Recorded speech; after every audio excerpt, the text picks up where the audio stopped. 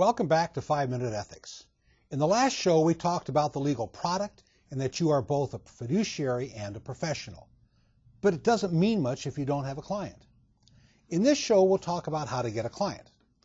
As we get into the world of marketing and advertising, take care to keep your eye on the ball. You are a professional and your services are professional services. You're not selling law and you're not engaged in a commercial transaction.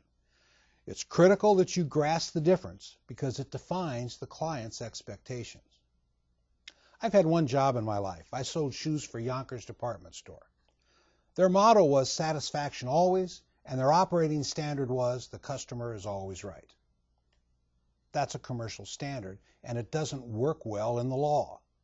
More often than not, your customer, the client, isn't always right, and they're not always going to be satisfied with your advice, especially when you have to tell them that they're going to have to go to prison for what they did, and the best you can do is to get them a shorter term in a better place. Oftentimes, the best advice you can give your client is no. A few years ago, I got a letter in the mail from a client whom I'd long forgotten. He and his wife came to me for a medical malpractice case. We looked at the matter and decided that while there had been a technical violation of the medical standard of care, which may have resulted in the death of his son, he shouldn't do anything about it. They needed to heal and move on with life instead of engaging in questionable litigation which would prolong their grieving process. The letter thanked me for caring and for my candor. I'm proud of that letter, but I did nothing more than was expected of me as a lawyer. So what's that have to do with getting clients? Everything. Let me explain. For the client to be receptive to advice that they don't want to hear, they must have confidence in you. That confidence is established by how they get to you. My mentor in ethics was an old lawyer by the name of Hedo Zackerley. He was from another era, and he talked like an old lawyer. He used terms like, a lawyer must avoid offensive personalities, and a client must come to the lawyer. The lawyer must never go to the client. Surprisingly, when I studied for the English bar, I found the same concepts. A client must come to the barrister in the right way, they would say. So what's all this mean? The client must choose you not because you chased them or impliedly promised them anything, but because you are competent and objective. Don't ever forget this. The hallmark of a good lawyer is objectivity. Look at it this way. If it were subjectivity, the client would be his or her best lawyer. One who solicits or panders for business is not perceived as being objective. They're trying to sell them to buy your services. We used to call this the implied social contract. You buy from me and I'll give you what you want. Fast forward that scenario to where you have to tell the client that they should do something they don't want to do. In their mind, you've breached the agreement. You didn't give them what they wanted. A few years ago, Frank Magid and Associates, an international research firm, did research regarding lawyer advertising.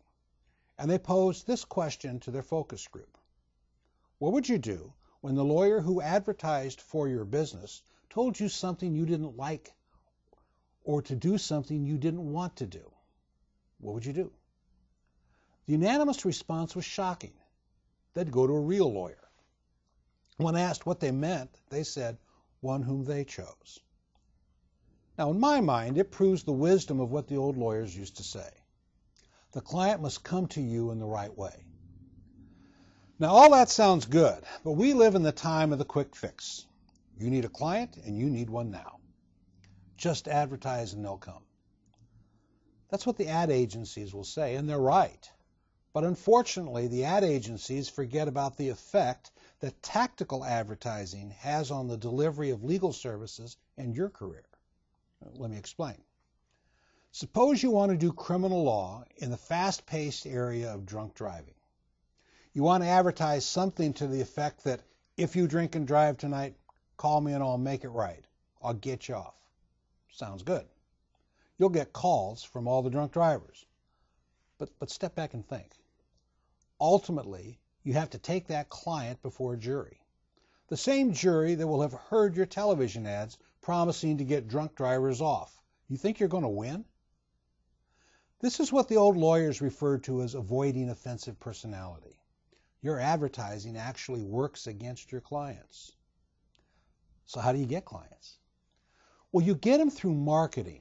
And to the extent that you use advertising as part of your marketing plan, it's strategic advertising, not tactical. On the next show, I'll describe the differences between marketing, strategic advertising, and tactical advertising. This is Nick Critelli in Des Moines, and thank you for watching 5 Minute Ethics.